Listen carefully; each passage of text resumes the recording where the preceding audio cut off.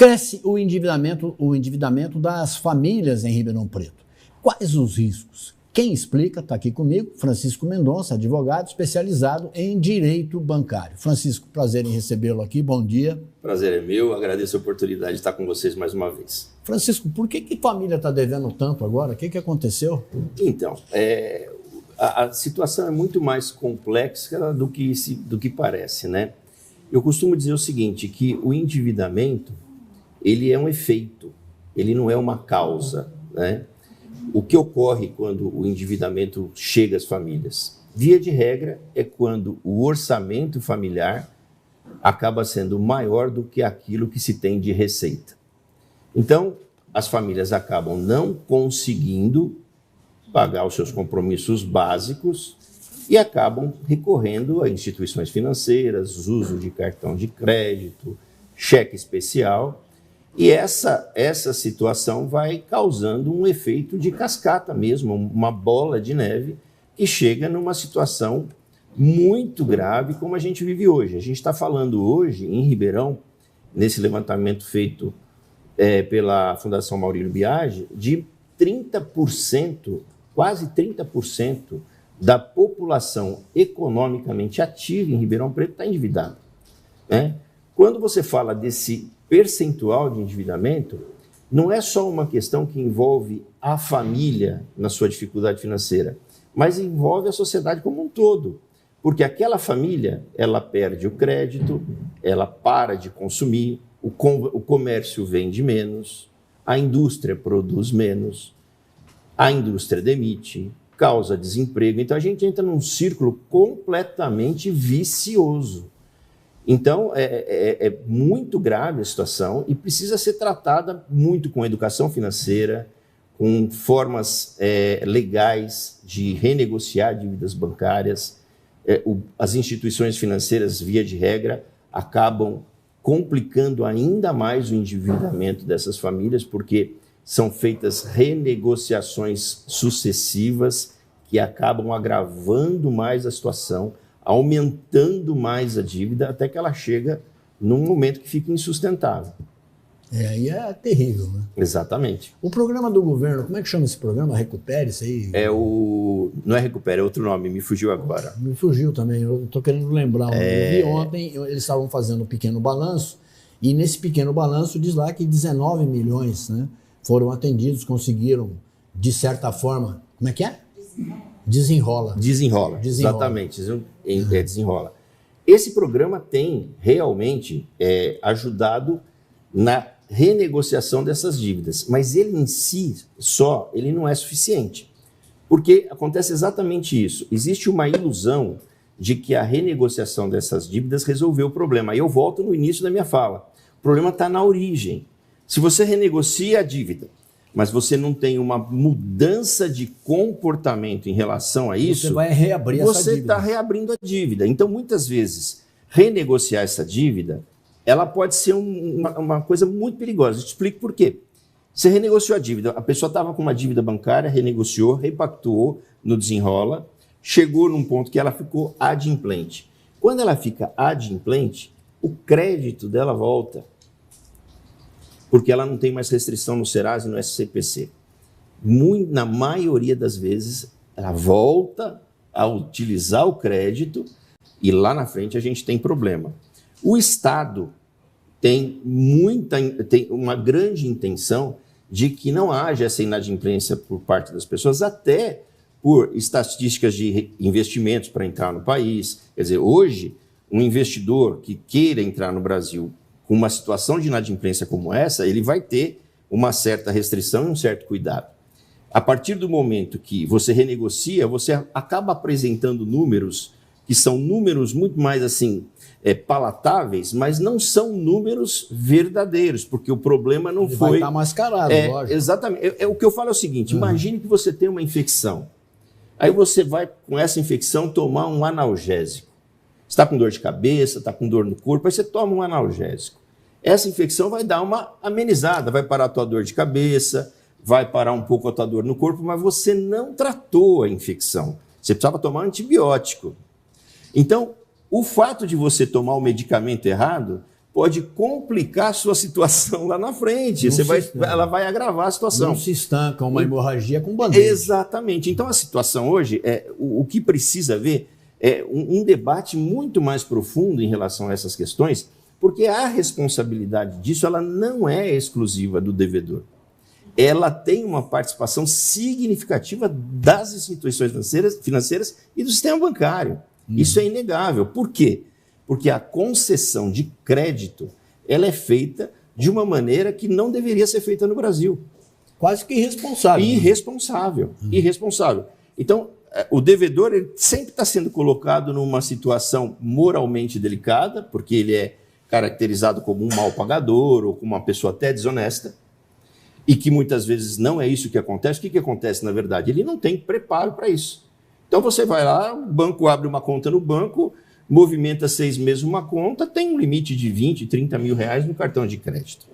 Então, o banco propicia isso também, porque o banco tem privilégios legais e tributários que, no final das contas, o crime acaba compensando. Porque você imagina o seguinte, olha o tamanho da inadimplência que a gente tem, não só em Ribeirão, como no Brasil, como um todo. E os bancos continuam batendo recordes de lucro. Como que a gente explica isso? Eu tenho uma inadimplência tão alta e os bancos cada vez ganhando mais. Porque o sistema favorece isso. Esse prejuízo que está relacionado nos bancos, na maioria das vezes, é pago pela sociedade, não pelo banco. Que não tem a menor dúvida. Entendeu? Eu estava vendo o crescimento do Nubank, né? Que é agência virtual. Sim, não tem uma agência. Não tem uma agência. Em Ribeirão Preto você vai procurar o Nubank, não existe. Né? E eu mesmo tenho um cartão do Nubank, minha filha fez lá, eu tenho, tranquilo. Passou o Itaú. É o maior banco hoje em arrecadação, ou seja, em depósito, etc. Está com um volume tão alto que está esbanjando o dinheiro. Exatamente. Então é preferível que você deva a ele. O banco pensa assim. Exatamente. E perder, ele não perde. Ele não perde, porque o banco ele tem um provisionamento desse risco, mas ele tem benefícios fiscais na apuração do lucro dele, e isso aí acaba sendo contabilizado prejuízo. E até o momento da inadimplência, até o momento que chega a inadimplência, o banco já recebeu grande parte desta dívida durante o relacionamento bancário anterior. Então, isso precisava ter uma mudança de consciência. Né? E assim, existe forma de a gente aprofundar muito nessa conversa, porque o que existe escondido na legislação para privilegiar as instituições financeiras é uma coisa absurda. Agora, você está falando, inclusive, você tem 6, 7 meses, 8 meses de uma conta bancária, de repente você tem um cartão com um valor muito acima do que você pode, sua capacidade de pagamento, de endividamento.